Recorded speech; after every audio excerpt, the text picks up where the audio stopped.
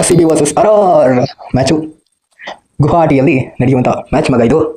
ಇವತ್ತು ನನ್ನ ಪ್ರಕಾರ ಏನೇ ಹೇಳಿ ಯಾರ ಕಡೆ ಹೋಗ್ತೀಯ ಗುರು ಅಂತ ಅಂದರೆ ಆಮೇಲೆ ಹೇಳ್ತೀನಿ. ಗೆಲ್ಲುವಂಥ ಪರ್ಸೆಂಟೇಜ್ ಶೋ ಮಾಡ್ತಾ ಇದ್ದೀನಿ. RCB ಎಷ್ಟೆಷ್ಟು ಪರ್ಸೆಂಟ್ ಇದೆ ಹಾಗೆ ಗೆಲ್ಲುವಂಥದ್ದು ಅಂತ ನೋಡ್ತಿದ್ದೀರಾ.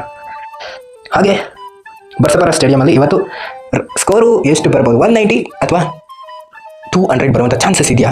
ಬ್ಯಾಟಿಂಗ್ ಹಂಗಿದೆ, ಬರಬೇಕು ಗುರು, ಬರಬೇಕು. ಓಕೆನಾ, ಗ್ರೌಂಡ್ ಎಲ್ಲ ಮೀಡಿಯಮ್ ಆಗಿದೆ. ಸೊ ಸ್ಟಾಟ್ಸ್ನ ನೋಡ್ತಿದ್ದೀರಾ, ಸ್ಟಾಟ್ಸ್ ಶೋ ಮಾಡ್ತಿದ್ದೀನಿ. ಇವತ್ತು ಬ್ಯಾಟಿಂಗ್ ಫ್ರೆಂಡ್ಲಿ ಅಂದರೆ ಬ್ಯಾಟಿಂಗಿಗೆ ಸೂಕ್ತವಾಗುವಂತೆ ಇಲ್ಲಿದೆ. ಪಿಚ್ ಬಿಹೇವ್ ಮಾಡುತ್ತೆ. ಲಾಸ್ಟ್ 5 ಮ್ಯಾಚ್ ಹೇಗೆ ಪಿಚ್ ಬಿಹೇವಿಯರ್ ಆಗಿದೆ ಅಂತ ನೋಡ್ಕೊಂಡ್ಬಂದ್ಬಿಡೋಣ.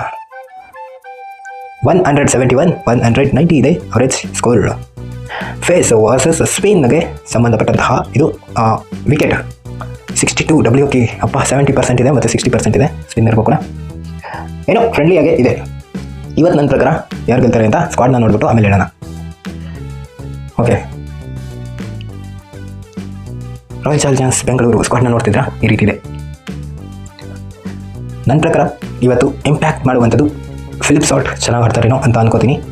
ದೇವದತ್ ಪಡಿಕಲ್, ರಜಿತ್ ಪತಿದರ್, ಹಾಗೆ ಜಿತೇಶ್ ಶರ್ಮಾ, ಕೃಣಾಲ್ ಪಾಂಡ್ಯಾಶ್, ಭುವನೇಶ್ವರ್ ಕುಮಾರ್, ಜಯಕಪ್ ಡಫಿ, ಜಗಪತೇಲ್.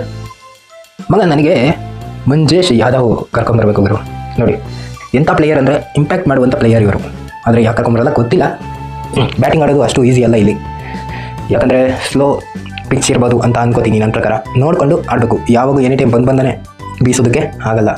ರಾಜಸ್ಥಾನ್ ರಾಯಲ್ಸ್ ನೋಡ್ತಿದ್ರಾ, ಯಶಸ್ವಿ, ಹಾಗೆ ಸೂರ್ಯವಂಶಿ, ರಿಯಾನ್ ಪರಾಗ್, ಜಡೇಜಾ, ಜಫ್ರಾ ಆಚಾರ್, ದೇಶಪಾಂಡೆ, ರವಿ ಬಿಷ್ಣೋಯ್, ಶಿವಮ್ ದುಬೆ, ಪ್ರಿಟೋರಿಯಸ್.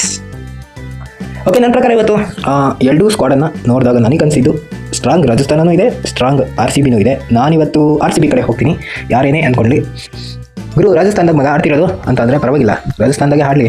RCB ಕಡೆ ನಾನು ಹೋಗ್ತೀನಿ. RCB ಇವತ್ತು ಗೆಲ್ಲುವಂಥ ಚಾನ್ಸಸ್ ಇದೆ. ಆದರೆ ಬ್ಯಾಟಿಂಗ್ ಚೆನ್ನಾಗಿ ಆಡಿದ್ರೆ ಮಾತ್ರ ಮಗ.